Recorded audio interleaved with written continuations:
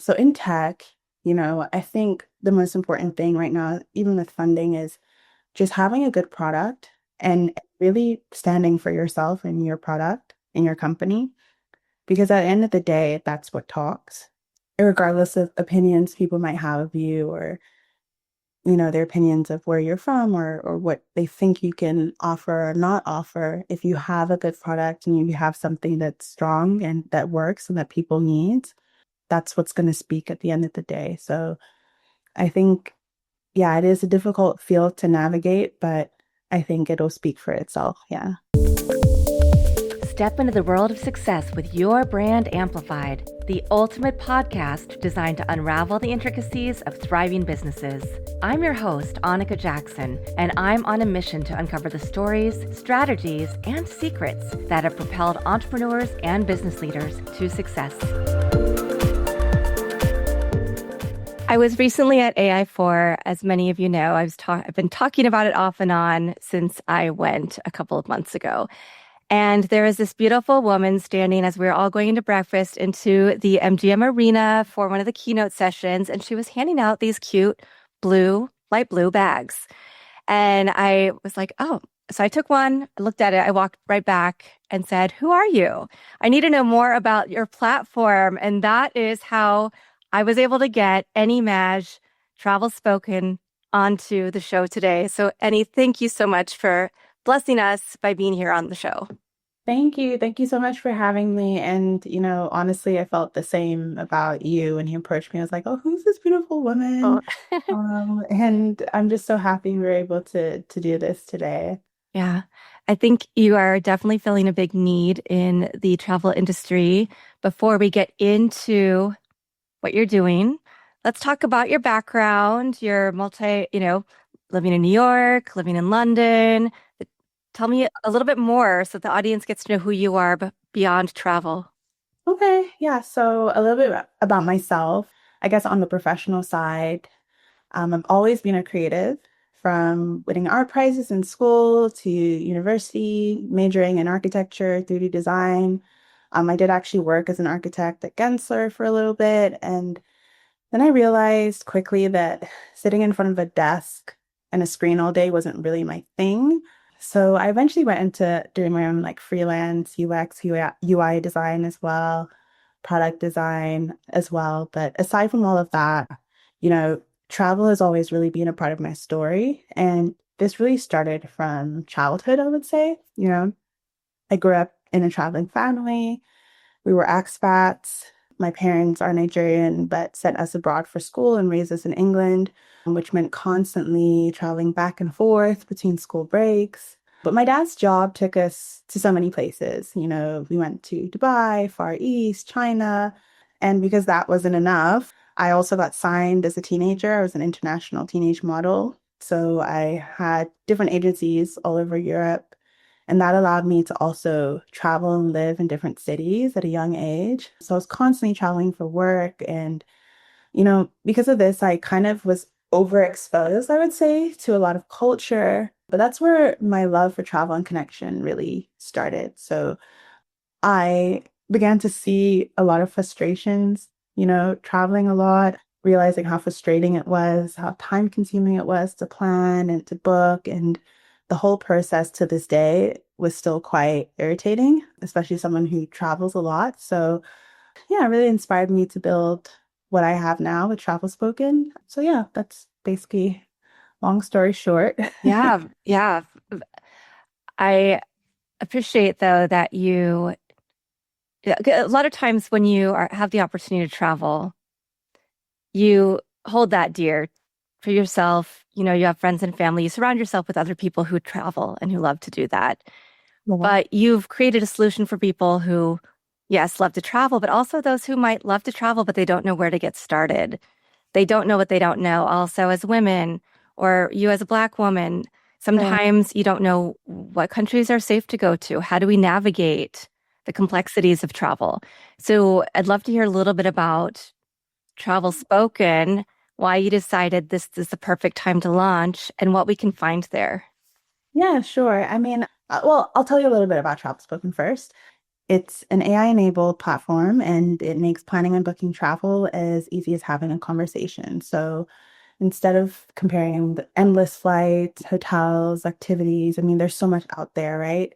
Users having to sort through hours of their time, just trying to find what fits. On Travel Spoken, our users can just simply describe what they want by voice or by text and get personalized itineraries and minutes they can book and share. And, we're not just trying to be another travel booking platform. We're actually building a social layer, and that's what makes us different. So people can share travel stories, book directly from content, discover authentic recommendations, and plan trips in a very collaborative way with friends and family. And I just feel like that's the future, initiative and intuitive community-driven travel. So I feel like some other companies, they're good at transactions, but they don't really foster these relationships. And Travel Spoken is designed to really be that travel companion you can return to and find information, like you said, for yourself. It's personalized. So if you're a woman or you're a certain minority or you're someone that's maybe not used to going to a certain region of the world, you can, it really does the research for you and it guides you and it gives you an open window into what you can really do. So, yeah, I think that's this fusion of AI, social design, and community-driven travel. It's really what we're trying to push. So, yeah. So, yeah, because a lot of people are worried about AI. We know that if we live in the AI world, so we're all about it, but we also realize we still need the human connection, the human in the Yeah, loop is still so important. There are a lot right, of people who are not in the AI world yet, right. believe it or not. I And know, which so, is crazy. yeah, and for me, I mean, I'm on a WhatsApp group with a whole bunch of us who just bought tickets to go see a band in Dublin in a year, right? Or I guess next May. And we're Mhm. figuring out who's going to go to Dublin, and then other people are going to go to a different city. Where are we Right, all going to stay? Who's bringing kids? Who's not bringing kids? And it right, gets really complicated in one conversation thread. But the idea of having a whole community about it, we could have the trip, or we could have the band, and we could have, okay, who's going to Dublin? Go off into this cluster. Who's going to Manchester or whatever other city? And so right. then we can fine tune and really figure out what's going to work best for everybody. Where are you going to stay? Because right now, like you said, it's everybody's looking up information, different Right. platforms. It's disjointed. Right. Scattered group chats, spreadsheets, right? I mean, everyone I talk to has the same pain point. Everyone travels. That's the thing. So it's something that's shared by so many people. And there might not be one solution. We might not have everything, but I think we can identify with a lot of people like yourself who does, you do travel quite a bit. And, I'd love to help you with your next trip, as well. Yeah. How did you get involved in AI and decide this was the right tool to use for the platform? Well, when we talk about I think, you know, this whole chat GPT sort of influx is what really like captured a lot of people's attention, but it has been around for a while, as we know. And I think for me, I've always been interested in technology. Always been interested in, finding out what's out there, finding out what's new, and exciting. And, you know, I was looking into a lot of this before ChatGPT even came out with their model. I actually decided to do my own research. I did a course at a technology school in New York. So I got certified in artificial intelligence because I really wanted to learn how it worked. Machine learning, I've been reading a book. It's called How Machines Learn. It's really good. I mean, it kind of teaches you about, the back end of, what we're actually doing when we're talking to these machines. And it was just this curiosity. And I always say there's so much information out there. And I think a lot of people who think, oh, I could never get into that. Like I look a certain way or I'm this or I'm that, so I could never get into tech or AI. I think it's so easy now to just literally build anything you want, find out, the latest news. There's so many newsletters you can subscribe to, podcasts like this that you can listen to that people are talking about their brands and how they use AI in their brands and their companies. So I think if you have the passion for it, you can really just find it. But for me, it was pretty simple. There's so many resources out there.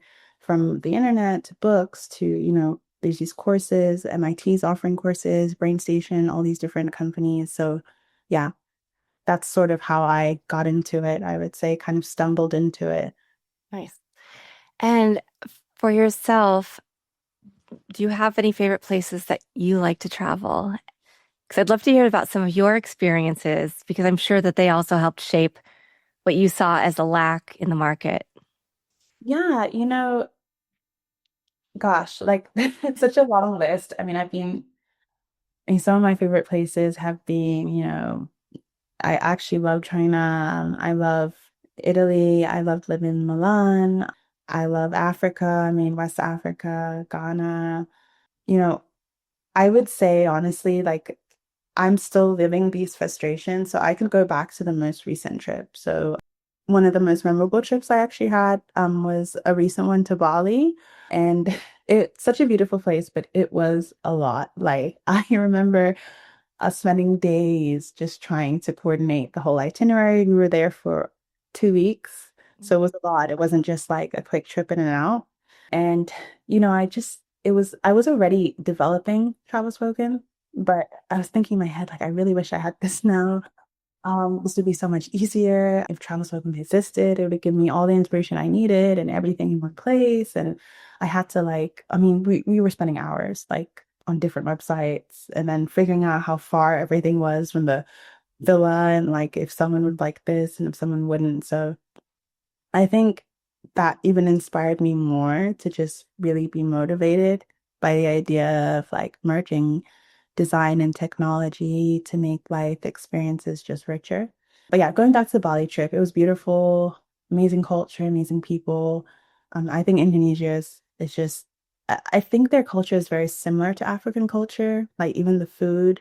So I can really relate, and they're very family oriented, loving people. So I really enjoyed that trip. But yeah, the activities that we booked, I'm not going to mention the company, but it's one that most people would go to book activities. It's like completely nothing like the description, some of them. And you can tell the company themselves were listing the activities, so they were promoting it. But honestly, you know, looking back, we probably didn't need to do those.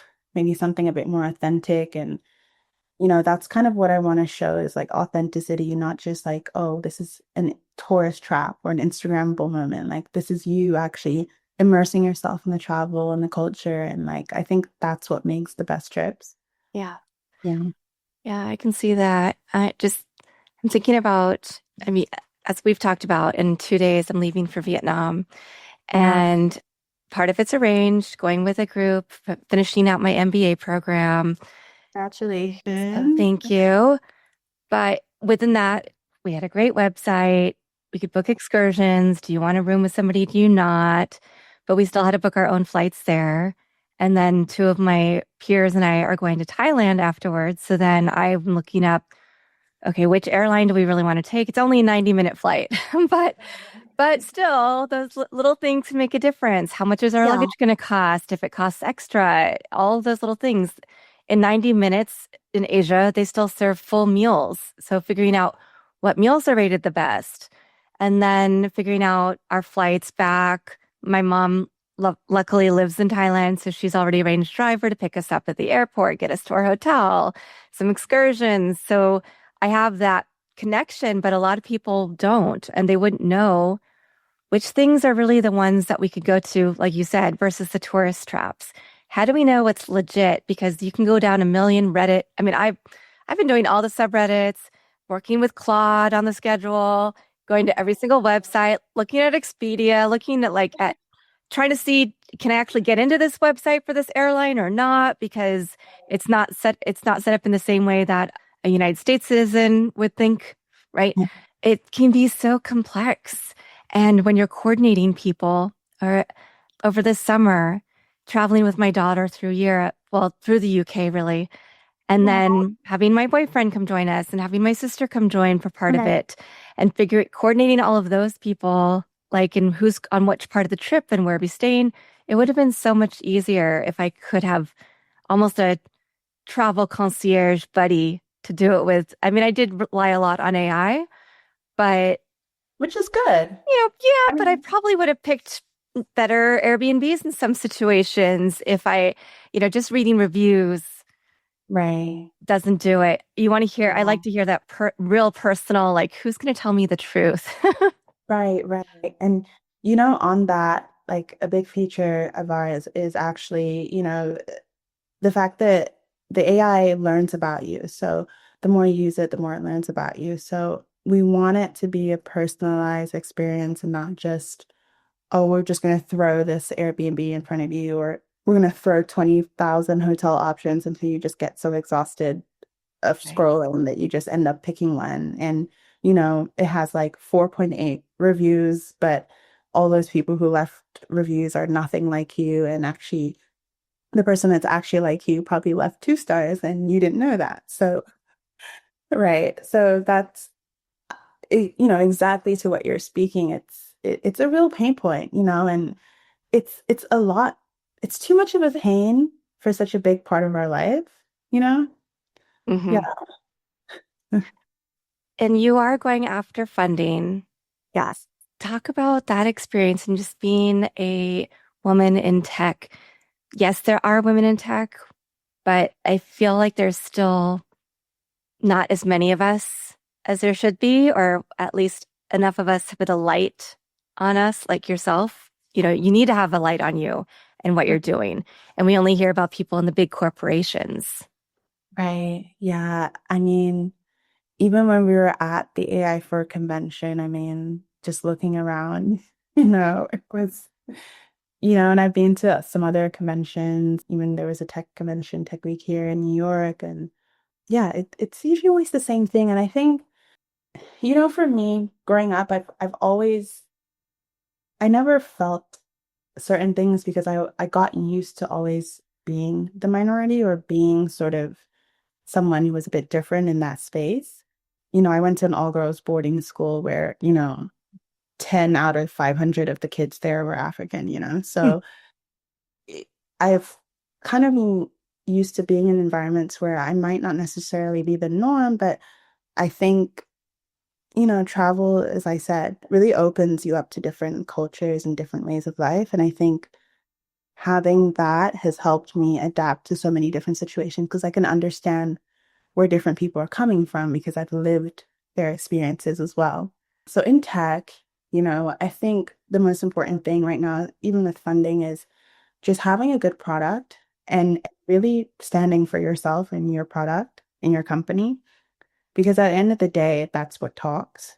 Regardless of opinions people might have of you or their opinions of where you're from or what they think you can offer or not offer. If you have a good product and you have something that's strong and that works and that people need, that's what's going to speak at the end of the day. So I think, yeah, it is a difficult field to navigate, but I think it'll speak for itself. Yeah.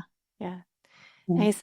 And when it comes to the fundraising environment, you know, we hear all these things in the news, only big companies are getting funded, or maybe there's a little bit of the bubble's going to burst, and you Mhm. just don't know what to think in which direction things really are going. Right. Yeah. And a lot of those big companies, I think sometimes it could be overfunding, it could be hype. A lot of these big companies, they don't have to do much to get people to write checks for them because they are where they are already. And I think as a smaller company, you want to resonate with someone who really believes in you and what your company stands for. And sometimes those are the better investors because then they actually aren't just there to write a check, they're there to actually hold your hand through the whole process. So luckily, like I've met some really nice people over the last couple of months, weeks, who have kind of guided me and have become advisors who've been doing this for decades and have helped me now with even some grant money and helping putting me in the right position and preparing myself to get funding because that's really important. A lot of people think that, you know, they're just going to get funded because they have a good idea or a good company, but there's so much technical things like documentation. You have to be registered properly. I mean, there's a lot of things that you have to make sure are in place before you can even accept money from someone. So luckily I've had a lot of help in that department, and I think that should really help propel us as well. Yeah. I appreciate that you said that because I think sometimes we get really excited about the money coming our way.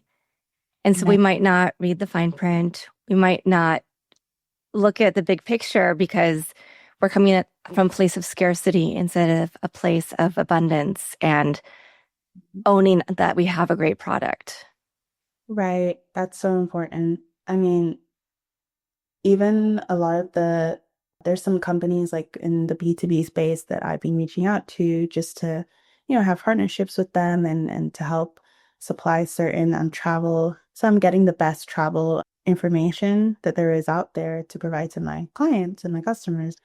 And the amount of times I've had to like negotiate these contracts down because they're trying to just lock you into craziness because you're a small company and they think you don't have much of a say. And that's why having people around you and having advisors is really important when you're starting off because they don't know that the advisors I have, have been in the travel industry and have had companies that have been acquired by big travel companies and, are VPs on big travel companies or, have their companies have been acquired multiple times. So they understand how this works. And they're telling me like, oh, no, you don't have to do that because this and this company is doing XYZ, right? So, but even those kind of relationships, you're having to sort of battle that. You always have to read the fine print and make sure that like you're not just being boxed into a corner just because you're just getting started. That's really important as well. Yeah. Yeah. So have people been beta testing the product and what have been some of the responses that you've gotten? Yeah, so we've been user texting, we've gotten, I mean, I've gotten a lot of responses and not just from friends and family because I know sometimes they don't want to tell you that your baby is ugly. Um, but I've been getting even advice from founders of other companies and advisors. They love the concept. They need it as well. I mean, everyone I talk to, they're frequent travelers, and they might not even be, you know, they have normal lives, but they're traveling or doing one thing or the other because of just how their lives are, and they all feel the same pain. So they're all rooting to get this on the ground, and they're all rooting to really make this become something that they can use. I mean, I've had, hundreds and hundreds, over 1,000 waitlist signups already from even AI4, and then just email newsletters that I've sent out to the community. So people are actually really interested, and they're waiting to actually use it. So, we know that we're not going to get a perfect finished product out day one, but I think just knowing that we do have support feels good so that, hopefully our users will be patient with us and we want to hear from them because I believe the customer is the most important. So I want to create something that, has space, it's breathable, it can be modified. And if our users are telling us that, hey, like we prefer this or we like this more, then yeah, like we will change accordingly because I think that's really important at this stage as well. Yeah. And I want to ask about monetization because I'm just thinking of I have lots of students in two different master's programs at University of Southern California. Many of them are creating a digital product or service offering. They're thinking about monetization strategies. And right now we're talking about ethical monetization. So I'd love to hear what your approach is to that. Are you doing subscription based? Are you doing some ads?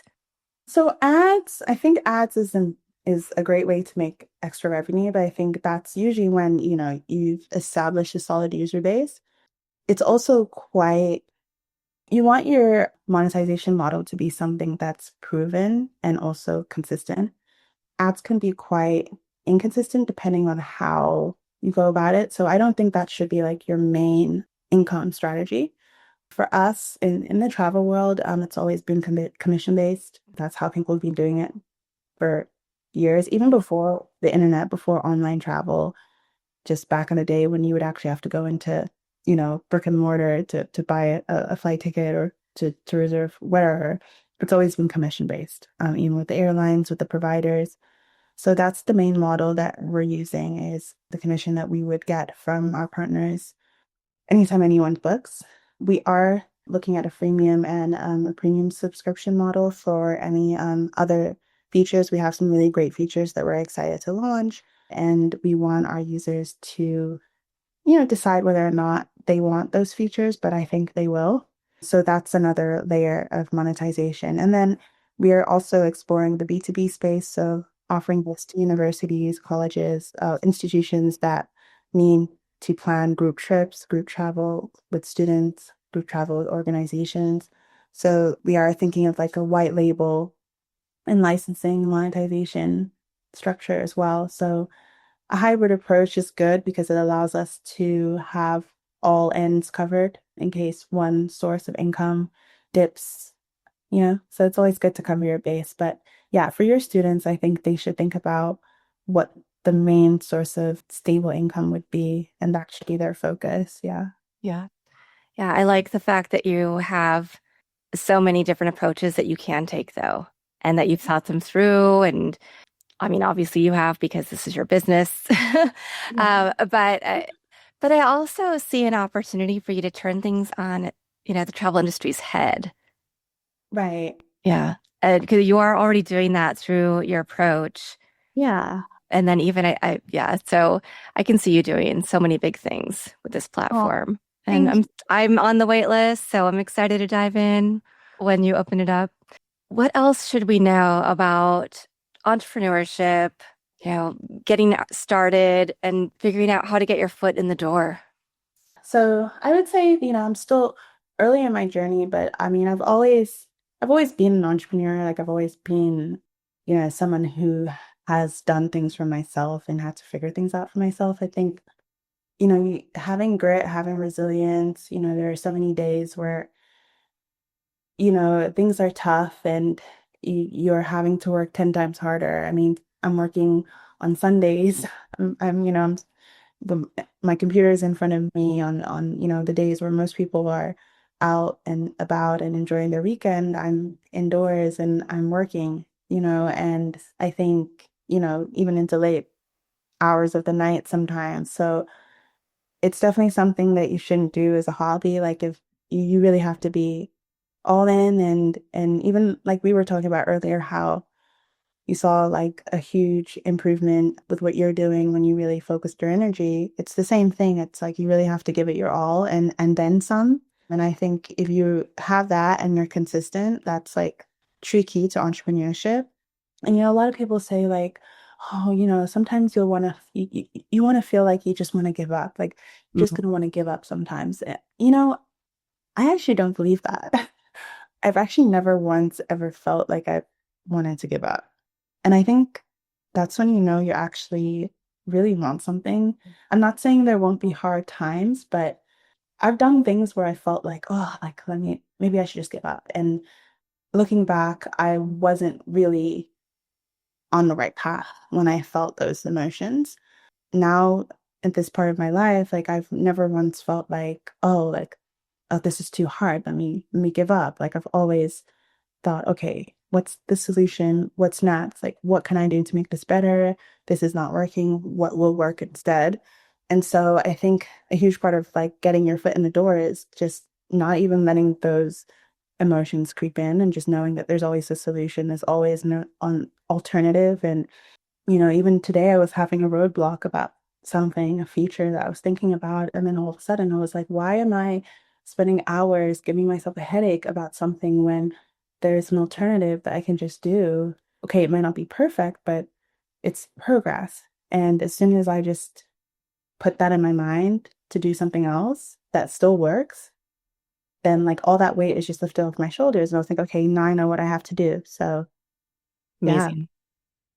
Well, I want to have you back on down the road once you've launched, you've gotten through that first, 6 months, so that you can report back to us on what you've learned, progress, take us on your journey. Yeah, no, I would love to. I mean, I would love everyone to come on this journey because I do believe that this will really help Mm. you, no matter if you're someone who likes planning in advance, if you need a last minute trip, if you're just looking for inspiration, we have a huge drive to bring back the magic of discovery and travel. I think planning should feel exciting. It shouldn't feel exhausting. We should make travel more accessible. And, I don't think we should just spend all this time looking at pictures on social media and not being able to actually live those experiences or understand where those pictures came from. We can actually be inspired by the content and live the content. So I would love, you know, to just share that with everyone. Mm, fantastic. So, Eni, we will have the link to sign up for the waitlist in the show notes and Oh. all of that. But is there one last thought you want to leave the audience with today? So I guess I would just leave one of my favorite quotes. It's by St. Augustine. He says, "The world is a book, and those who do not travel only read one page." And for me, that really captures why I'm so passionate about travel, just because it's not about just places, it's about expanding the chapters of your own story. And I think people should really try to, just travel more. Yeah.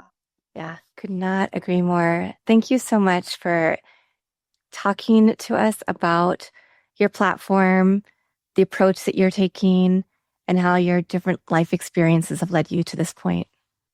Thank you. Thank you so much for having me. Yeah. And thank you to everybody who's watching this episode or listening to it on your favorite platform. Back again with another amazing guest to share their story, their journey, and some things to help you make your life and your world of work a little bit better every day. Thanks for listening or watching to this episode of Your Brand Amplified. Don't forget to leave us a rating or review on your favorite podcast listening platform. And if you want to learn more, check us out at yourbandamplified.com.